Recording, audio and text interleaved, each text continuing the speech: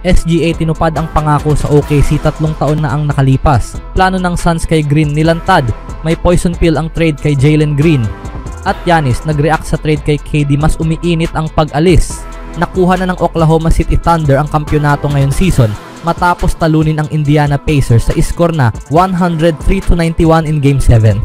Ito ang unang titulo ng team mula nang lumipat sila mula Seattle noong year 2008.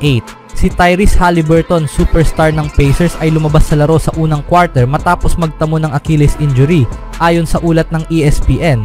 Siya ay binuhat palabas ng court at napaka-emotional habang nangyayari ito. Ang Indiana, na hindi pa kailanman nananalo ng kampyonato sa NBA, ay nanguna ng 1 puntos sa halftime pero natalo sa second half sa score na 56-43. Maturin sinubukang isalba ang Pacers, lalo na pagkatapos umalis si Haliburton dahil sa malubhang injury. Benedict Maturin ay nagpakita ng agresibong laro, lalo na sa dulo ng laban, sinubukang ibalik ang Indiana sa laban. Nagtapos siya ng 24 na puntos sa 6-14 na shooting at perpekto sa free throw line, 10-10. Kumuha rin siya ng 13 rebounds at 2 steals. Bagamat hindi palaging consistent ang kanyang laro sa playoffs, kapag mainit siya, si Maturin ay mapanganib at dynamic. Pagpupugay kay TJ McConnell sa buong postseason at lalo na sa NBA Finals, si TJ McConnell, isang veteranong guard, ay nagpakita ng walang kapantay na intensity at effort. Sa larong ito, umiskor siya ng 16 na puntos sa 28 minuto, kabilang ang 12 sunod na puntos habang dikit pa ang laban sa ikatlong quarter. Tiyak na lalong minahal siya ng mga tagahanga ng Pacers sa kanyang ipinakitang laro ngayong postseason. Tinupad ni SGA ang kanyang pangako. Si Shai Gilgeous-Alexander ay tinanghal na Finals MVP matapos manguna sa lahat ng manlalaro na may 29 na puntos at 12 assists sa Game 7. 3 taon na ang nakalipas, nakapanayam si Shai Gilgeous-Alexander ng The Athletics' Andrew Schlecht matapos siyang pumirma ng extension sa Thunder. Ipinangako ni SGA na hindi na mararanasan ng Thunder ang kanilang sinapit noong huling 2 taon niyang pananatili sa team. Sa kanyang ikalawa at ikatlong season, 22 at 24 na panalo lang ang nakuha ng Thunder. Ngayon 3 taon makalipas, NBA champions na ang Thunder at Finals MVP na si SGA. Pangako tinupad. Pahayag ni Shai Gilgeous-Alexander, bilang bata nangangarap ka. Lahat ng bata nangangarap, pero hindi mo alam kung matutupad ang mga yon. Lahat ng tagumpay at parangal, walang sinabi yan kumpara sa pakiramdam ng pagkapanalo kasama ang iyong mga kapatid. Kasaysayan ngayon kay SGA sa piling ng mga legend. Si Shai Gilgeous-Alexander ay sumali na sa piling ng mga elite na manlalaro sa kasaysayan ng NBA matapos siyang manalo ng Finals MVP. Siya ay ika-4 na manlalaro sa kasaysayan ng NBA na napanalunan ang NBA MVP, scoring title at Finals MVP sa iisang season. Narito ang listahan ng mga manlalarong kapareho niya: Kareem Abdul-Jabbar, year 1971, Michael Jordan, year 1991, 1992, 1996, 1998, Shaquille O'Neal, year 2000, at Shai Gilgeous-Alexander, year 2025. Si SGA rin ang kauna-unahang guard na nagawa ito. Isang kapat na siya ng landas patungo sa 4 na beses na nagawa ito ni MJ, at pinatunayan na isa ito sa pinakamahusay na seasons ng isang guard sa kasaysayan ng NBA. Depensa pa rin ang sandata ng Thunder. Sa malaking bahagi ng laro, nahirapan ang opensa ng Oklahoma City. Nagtala lang sila ng 40.2% shooting from the field at 27.5% from the 3-point range. Subalit gaya ng nakagawian, nandyan pa rin ang matibay nilang depensa sa loob ng 48 minuto. Pinilit ang Indiana sa 23 turnovers at ginawang 32 puntos mula sa mga pagkakamaling iyon. 8 ang block shots ng Thunder, 5 rito ay mula kay Chet Holmgren. Anong masasabi nyo sa panalong ito ng Thunder, mga kaibigan? At sa history ni SGA, sa ibang balita naman, matapos ang mga buwang puno ng chismis, sa wakas ay na-trade na rin ng Phoenix Suns si Kevin Durant. Ipinadala siya sa Houston Rockets sa isang blockbuster deal nitong Lunes ng hapon. Kapalit nito, nakuha ng Suns sina Jalen Green, Dillon Brooks, number 10th overall pick in 2025 NBA Draft, at 5 future second round picks. Bagamat si Durant ang pinakamalaking bahagi ng trade na ito, agad namang naitanong ng mga fans kung ano ang ibig sabihin nito para kay Green. Ang number 2 overall pick in 2021 NBA Draft, naranasan ni Green ang pinakamahusay na season ng kanyang career nung nakaraang taon, na may average na 21 points, 4.6 rebounds at 3.4 assists per game for Rockets.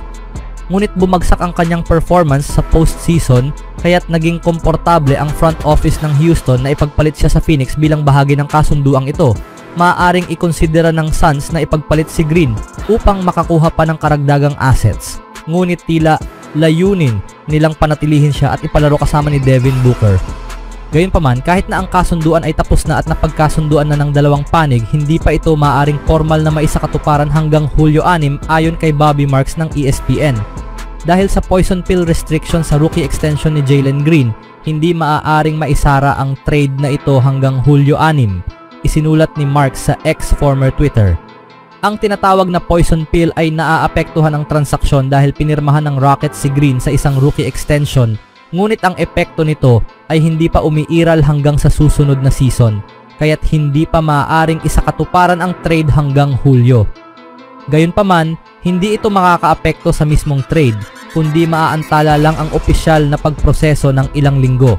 Ang agad na reaksyon ng marami matapos ang trade ay posibleng matrade agad si Green o ilipat ng Suns sa ibang paraan, pero hindi iyon ang mangyayari. Sa halip, balak ng Suns na ipareha si Green kay Devin Booker sa backcourt at sila na ngayon ang nagbabalak na itrade si Bradley Beal. Ang tambalan ni na Green at Booker ay isang kakaibang kombinasyon at magiging isa ito sa mga pinakakaabangang storyline pagpasok ng susunod na season bunga ng trade na ito. Wala sa kanila ang natural na point guard at ang pagsabay nila sa isang traditional na floor general ay maaring makasira sa depensa ng Suns. Gayunpaman, hindi pa na ipapakita ni Green ang antas ng playmaking na kinakailangan para sa ganung papel, kaya't kapanapanabik panoorin kung ano ang magiging itsura ng opensa ng Suns sa court. Sa kabila nito, napakalaki ng potensyal ni Green sa opensa at umaasa ang Suns na gagawa siya ng malaking hakbang pasulong sa kanyang ikalimang season, lalo na sa bagong kapaligiran. Ang Houston Rockets ang naging sentro ng atensyon sa araw ng Game 7 ng NBA Finals matapos isagawa ang isang napakalaking trade para kay Kevin Durant ng Phoenix Suns. Gaya ng inaasahan, nagdulot ito ng matinding pagkagulantang sa buong NBA at lahat ay napalingon. Matapos i-anunsyo ang deal, agad namang nagpakita ng reaksyon sa social media si Milwaukee Bucks superstar Giannis Antetokounmpo. Sa X, nagpost siya ng simpleng, "Oo." Unang-una, malamang ay natuwa si Antetokounmpo na may malaking balita tungkol sa trade na hindi siya ang sangkot.